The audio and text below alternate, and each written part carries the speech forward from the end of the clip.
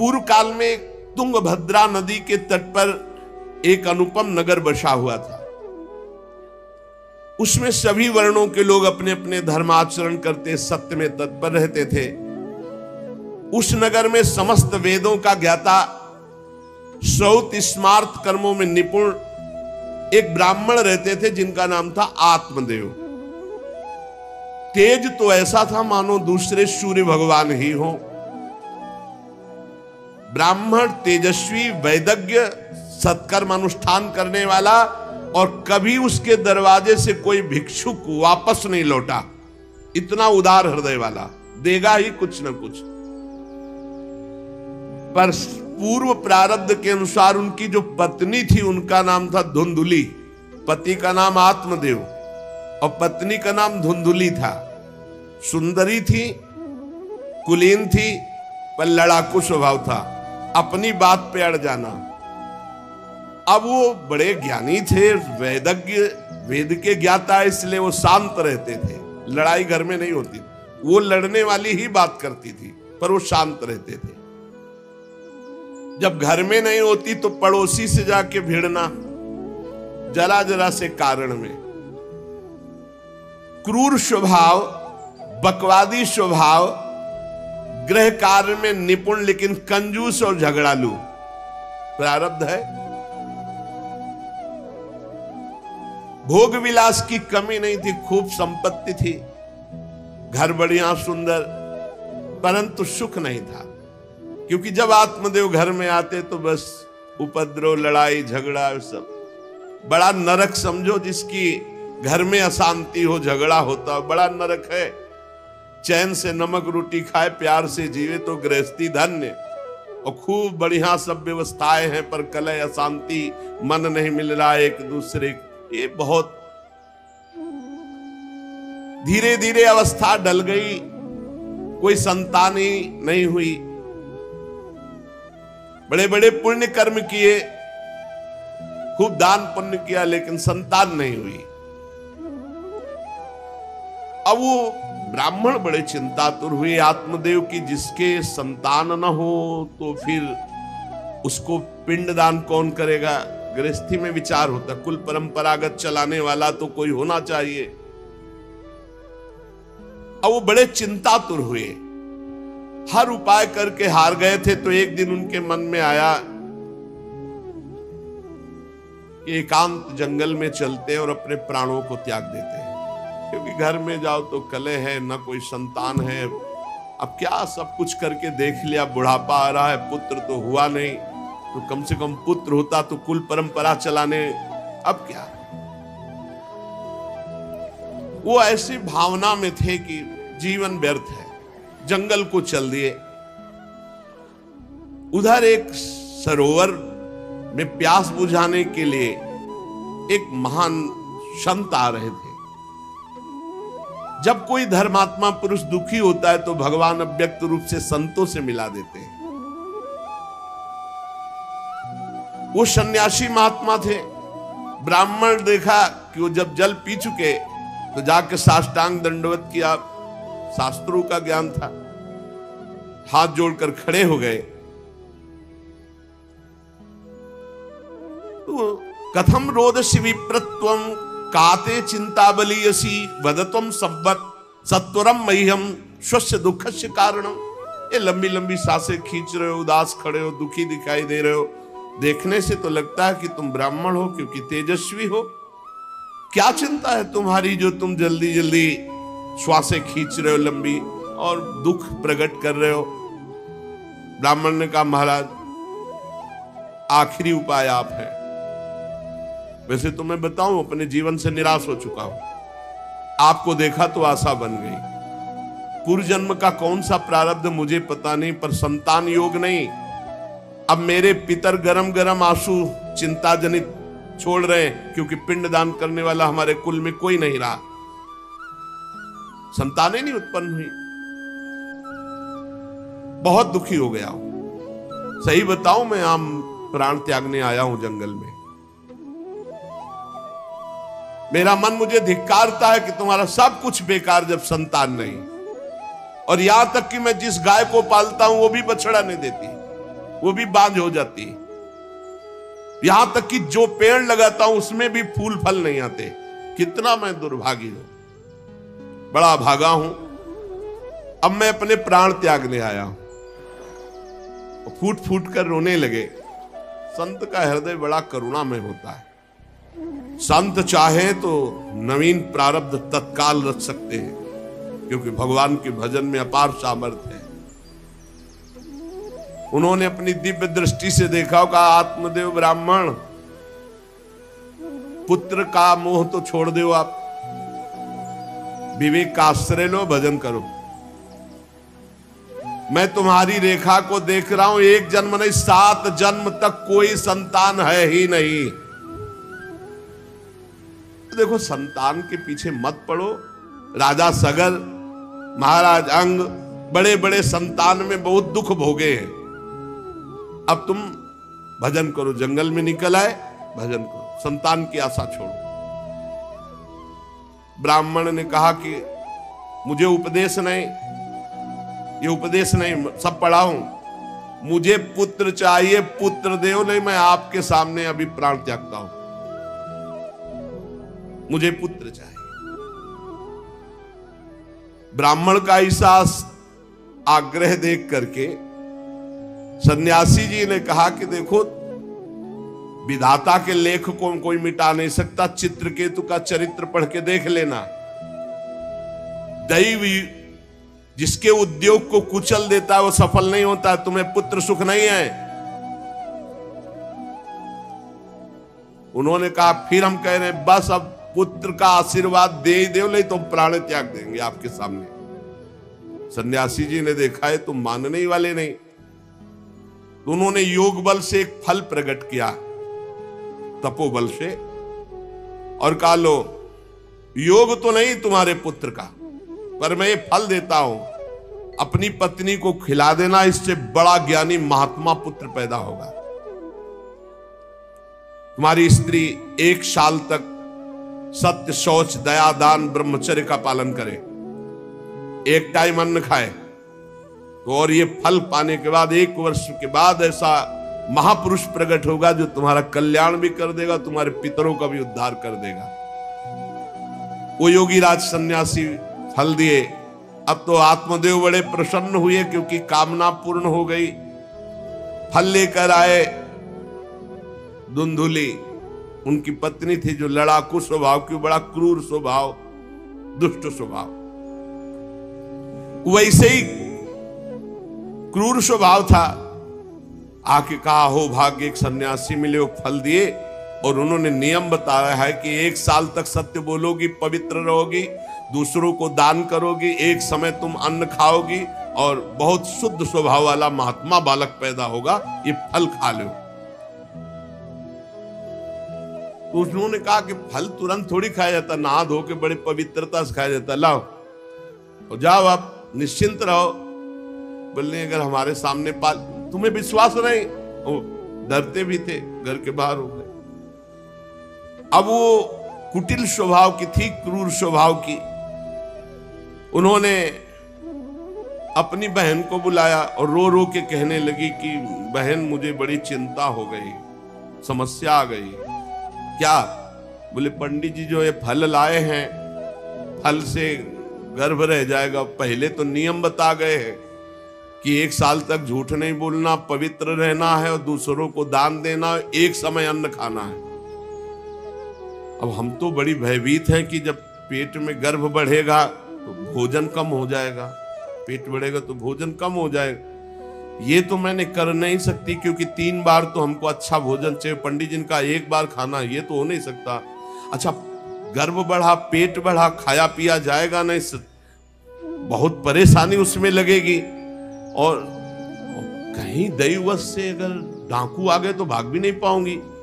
चलो डाकू ना आए, कहीं आग लग गई घर में, तब तो हम जल के मरी जाएंगे, क्योंकि गर्भ पेट में, ये तो हमसे नहीं। और फिर गर्भ निकलते समय सुना बहुत कष्ट होता है, ये सब हमसे नहीं होने वाला। देखो, एक क्रूर स्वभाव की नकारात्मक सोच। और कहीं प्रसव काल में गर्भ टेढ़ा हो गया तो हम तो मरी जाएंगे, ये तो हमसे नहीं होगा। और अगर गर्भ हमारा बड़ा होने लगा और घर में ननद आ गई, सब माल मता समेटती रहेगी, हम तो कुछ लड़ ही नहीं पाएंगे क्योंकि लड़ने लायक नहीं रहेंगी। ये सब विचार करके उसका ये सब हमसे नहीं होने वाला। तो उनकी बहन ने कहा सोच क्यों करती हो?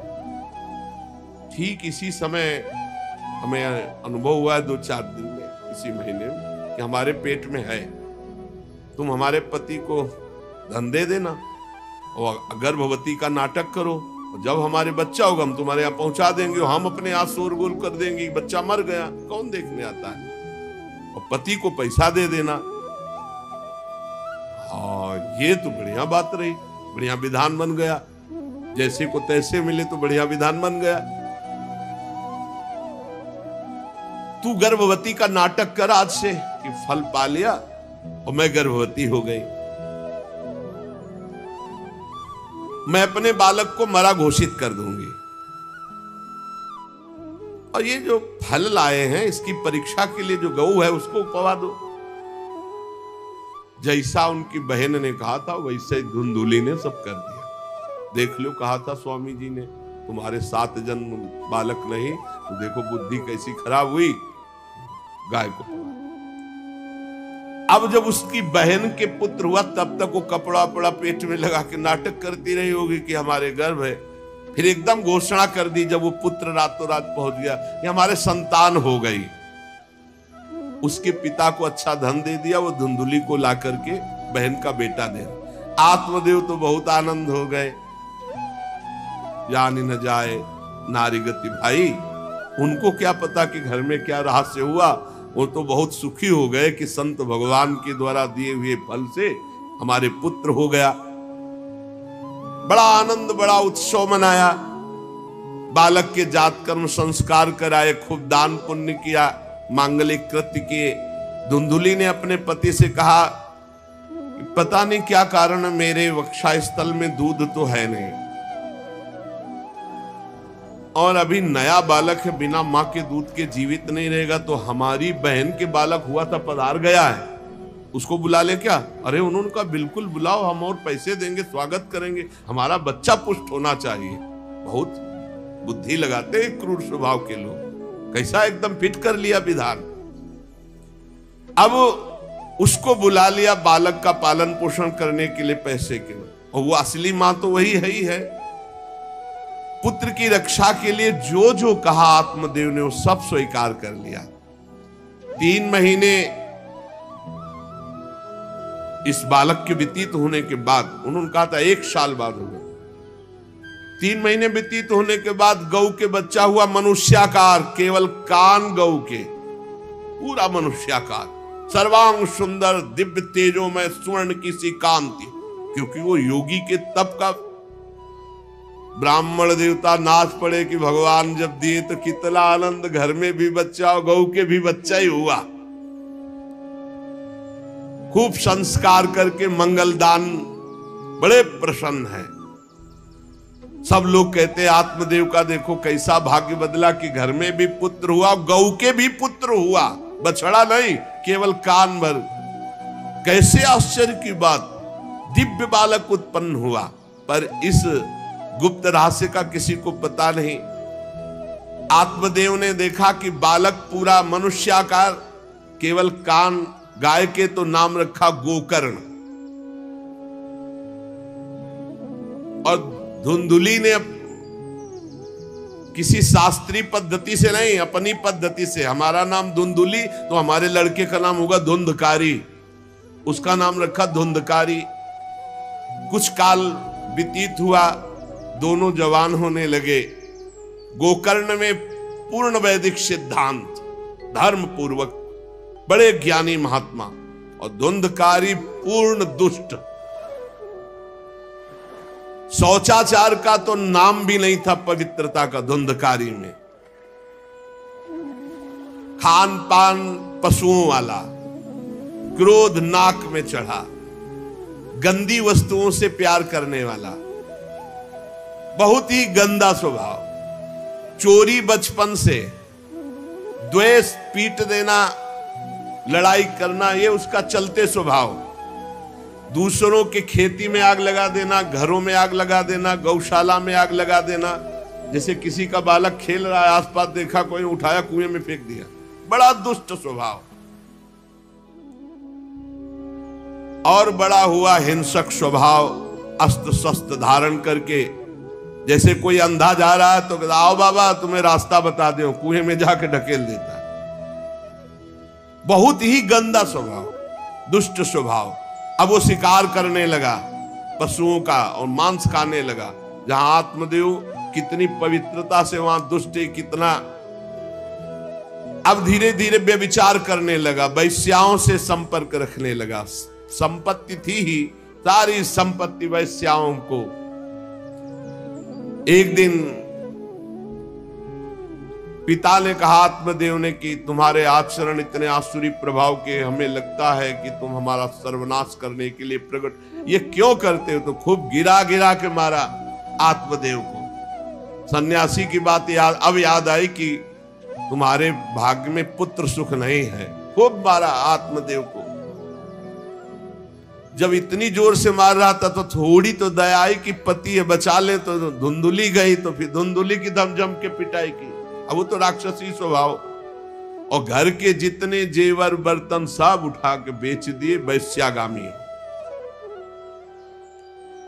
अब जब सारी संपत्ति स्वाहा, खाने को भी नहीं, तो धुंधुली बैठ के रोती।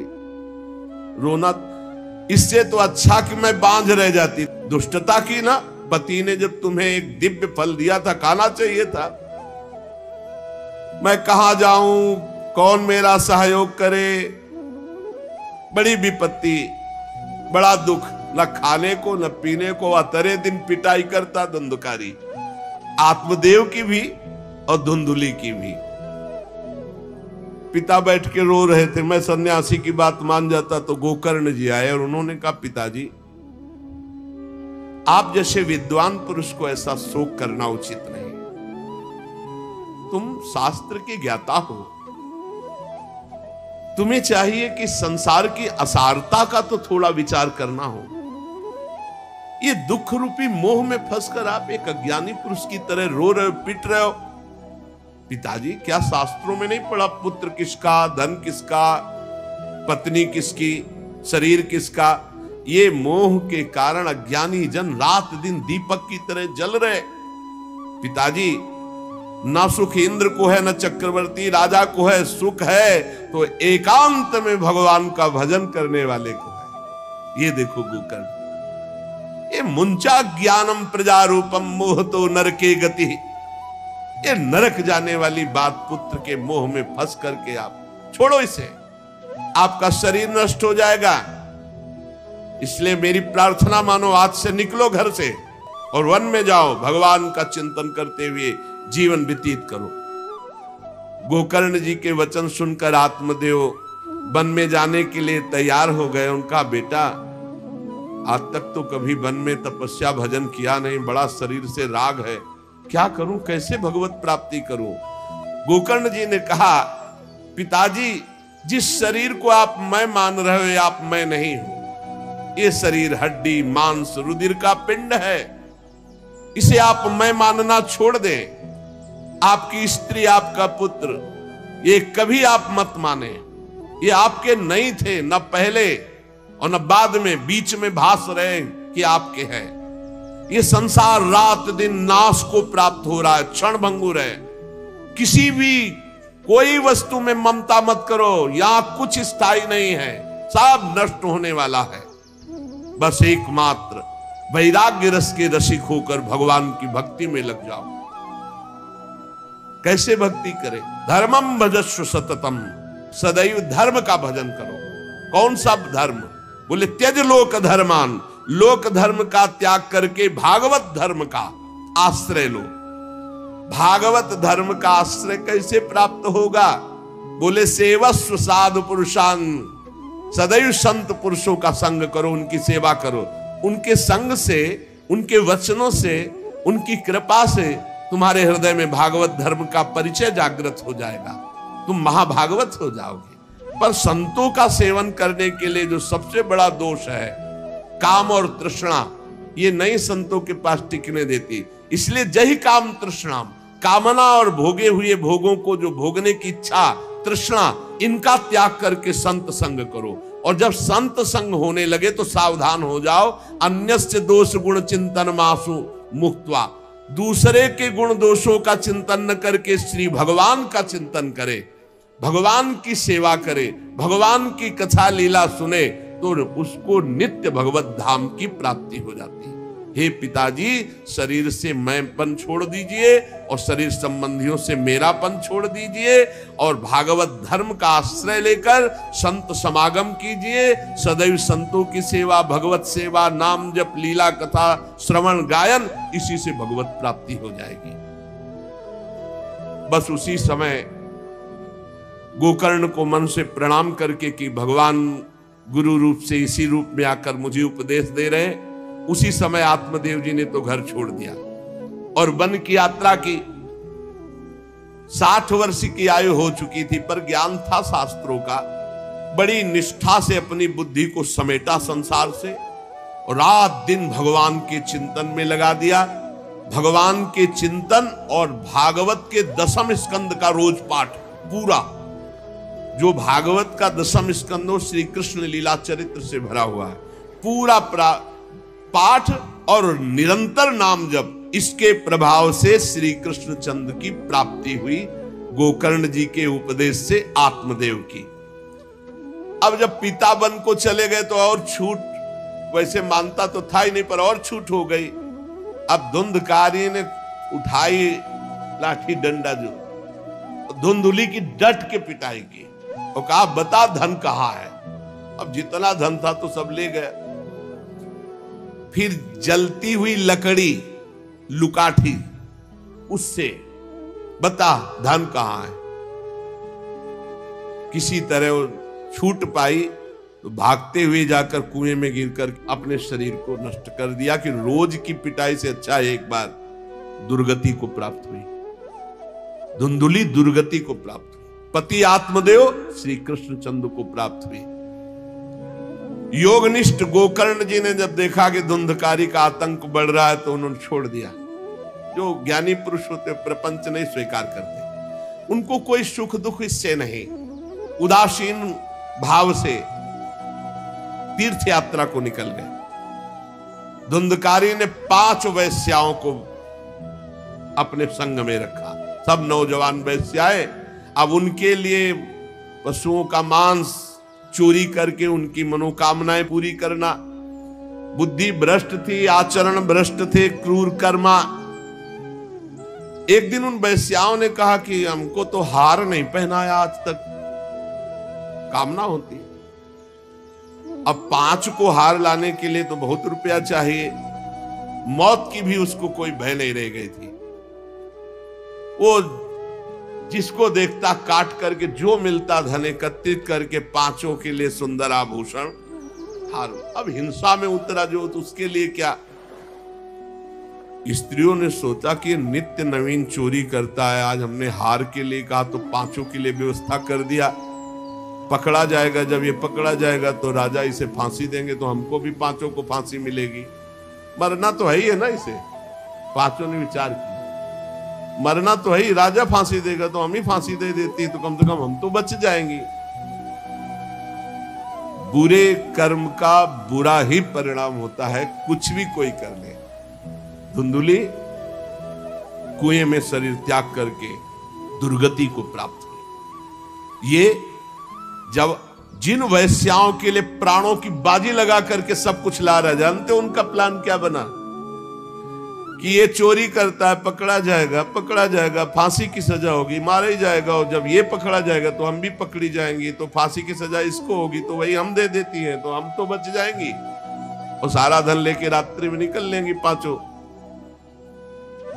5 ने गुप्त रूप से ऐसा संकल्प बना लिया। धुंधकारी सो रहा था, 5 गए, अब 5 हैं, हाथ पैर 4 ही तो है, पैर 2 और 2 हाथ, 4 उसमें लद गए और एक जो है रस्सी से पूरा चारपाई पे बांध दिया।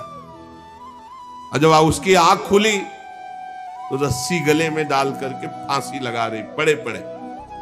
पर वो बहुत पापी आदमी, जल्दी मरने वाला तो था नहीं, खूब गला दबाया।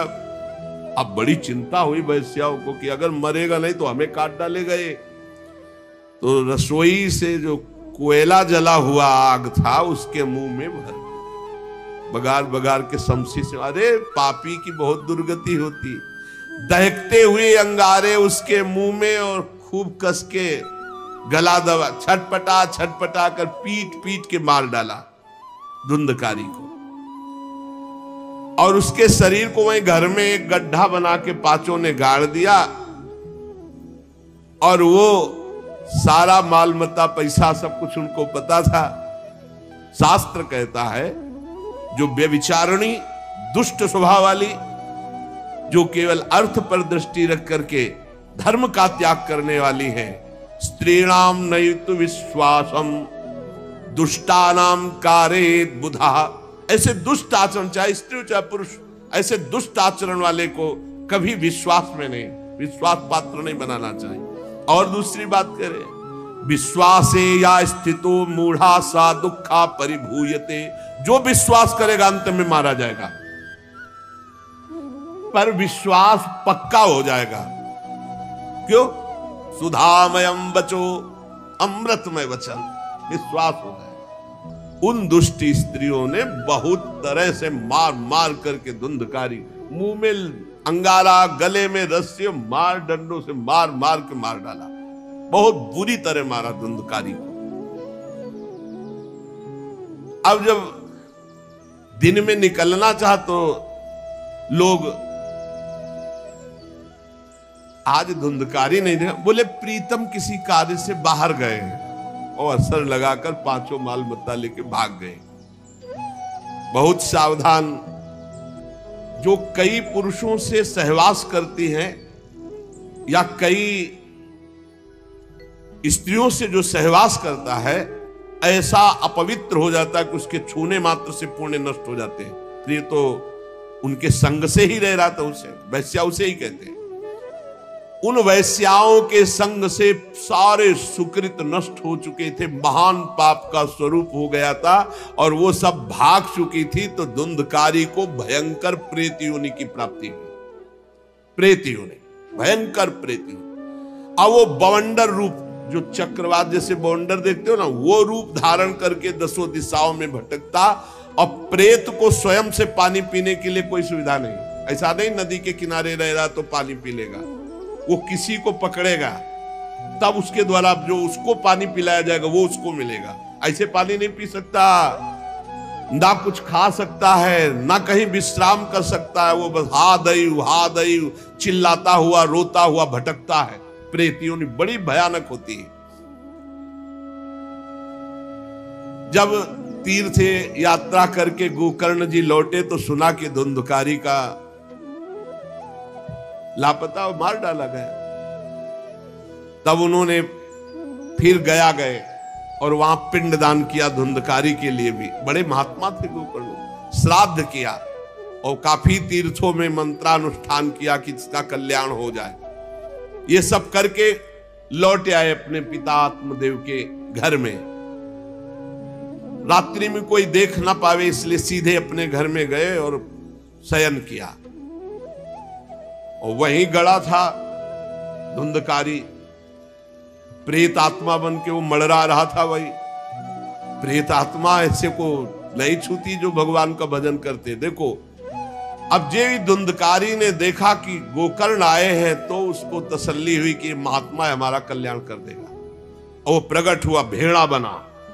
धुंधकारी पहले भेड़ बना बड़ा, और ऐसे गोकर्ण जी ने देखा कि दरवाजा तो बंद था, भेड़ कहां से आ सकता है। तुरंत भैंसा बन गया, तुरंत इंद्र रूप धारण कर लिया, भयावा, प्रिय, ऐसे कई रूप बदल बदल। तब उन्होंने कहा ये विपरीत अवस्था, इसका मतलब ये प्रेत है। क्योंकि ऐसी विपरीत निंदनीय और बंदनीय दोनों रूप धारण कर रहा है, दुर्गति को प्राप्त हुआ प्रेत आत्मा है। वो डरने वाले तो थे नहीं, ज्ञानी महात्मा थे। गोकर्ण ने कहा कस्तो मुग्र तरो रात्रौ कुतो यातो दशामिमाम किंवा प्रेता पिशाचो वा राक्षसो शीत संसना। कौन है तू? प्रेत है, पिशाच है, राक्षस है, क्या है? ये क्या नाटक कर रहा है? कभी भेड़ बनता है, कभी भैंसा बनता है, कभी इंद्र बनता है, कभी ये रूप। कौन है तू? ये अधोगति को प्राप्त कैसे हुआ तू?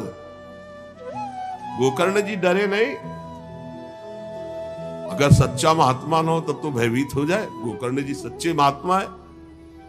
अब वो चिल्ला चिल्ला के केवल रो रहा, एक शब्द भी नहीं बोल पा रहा। तो गोकर्ण जी समझ गए अधिक पाप होने के कारण ये बोल नहीं सकता।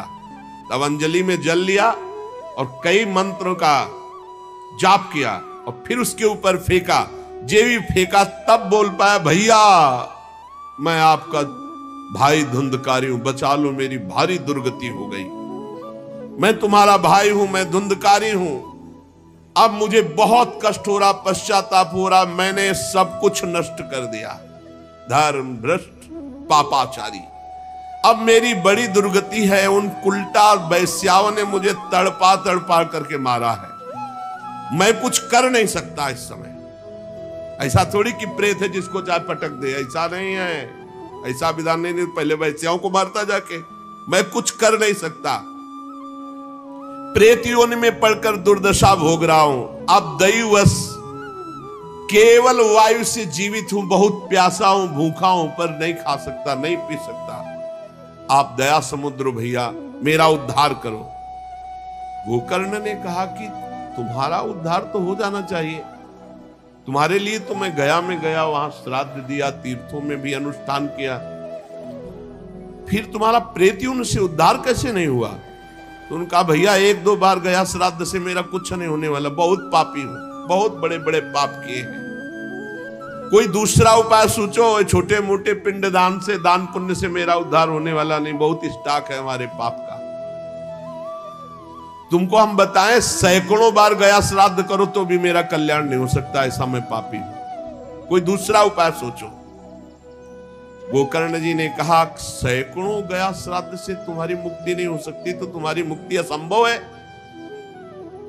कहा भैया मैं तुम्हारे चरणों में पड़ा हूं, मुझे मेरा उद्धार करो।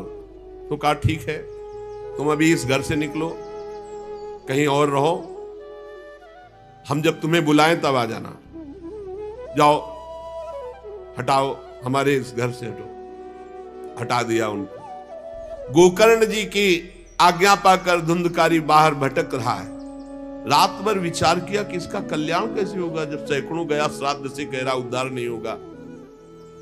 अब जब प्रातः काल हुआ, दरवाजा खुला तो बहुत से विज्ञजन आकर के गोकर्ण जी से मिले। गोकर्ण ने सबसे सलाह की कि क्या हो सकता है, ऐसे ऐसे स्त्रियों ने उनको मारा और वो प्रेत योनि को प्राप्त हुए। जो लोग विद्वान थे, योगनिष्ठ थे, वेदज्ञ थे, उन्होंने कई शास्त्र पाठ आदि की बातें बताई सबने, पर सही उत्तर नहीं मिला। गोकर्ण जी महान तपस्वी थे। गोकर्ण जी ने प्रातः काल स्नान करके अर्घ दे रहे थे, बोले औरों से क्या पूछना, सीधे सूर्य भगवान से पूछे। मंत्र का उच्चारण करते हुए सूर्य भगवान को स्थगित कर दिया, रोक दिया। बहुत बड़ी मंत्रों में तथा सर्वैश्वर्य वाक्यम तन्मुक्तो स्थापितम परम गोकर्णा स्तंभनम चक्रे सूर्य वेगस्य वै, तथा सूर्य की गति को रोक दिया। और तुभ्यम नमो जगत साक्षिन ब्रूहि में मुक्ति हेतुकम। अब हम किससे पूछे, आप ही बताओ। हे जगत साक्षी भगवान सूर्य, धुंधकारी का उद्धार कैसे हो सकता है? आप कृपा करके बताइए कि धुंधकारी की मुक्ति कैसे हो सकती। गोकर्ण की प्रार्थना सुनकर भगवान सूर्यदेव ने कहा श्रीमद् भागवत महापुराण नियम पूर्वक सुनाओ, निश्चित उसकी मुक्ति हो जाएगी। सप्ताह परायण 7 दिन में पूरी भागवत श्लोक सहित। सूर्य भगवान की आज्ञा सबने सुनी, गोकर्ण जी ने भी सुनी। बहुत सरल उपाय। गोकर्ण जी ने निश्चय किया मैं स्वयं सुनाऊंगा और उसका उद्धार करूंगा। अब तो कथा का समय निश्चित किया। बहुत से लोग कथा सुनने के लिए वहां पहुंचे। जब सुना कि भगवान की कथा सब पापों का नाश कर देती है, तो बहुत से लोग पापी पुण्यात्मा जो भी सब सबको बैठने की उचित व्यवस्था की गई। एक 7 गांठ का बांस जो सीधा था, आवाहन किया धुंधकारी का और कहा इस पे बैठ जा, तू भी कथा सुन। तो सीधे 7 गांठ के बांस पर धुंधकारी जा करके बैठ गया, छिद्र में वायु रूप होकर, क्योंकि बाहर कहीं स्थित नहीं रह सकता, चलायमान तो बैठना है। गोकर्ण जी ने एक वैष्णव को मुख्य श्रोता बनाया और प्रथम स्कंद से स्पष्ट स्वर में कथा सुनानी प्रारंभ की, श्लोक और अर्थ। सायंकाल को विश्राम दिया तो एक बड़ी विचित्र बात हुई। सभासदों के देखते देखते एक बांस में तड़ तड़ की आवाज हुई, एक गांठ फट गई। दूसरे दिन कथा हुई, दूसरी गांठ, तीसरे दिन तीसरी गांठ, 7 दिनों में 7 गांठें फाड़ करके धुंधकारी परम पवित्र दिव्य रूप भगवत पार्षद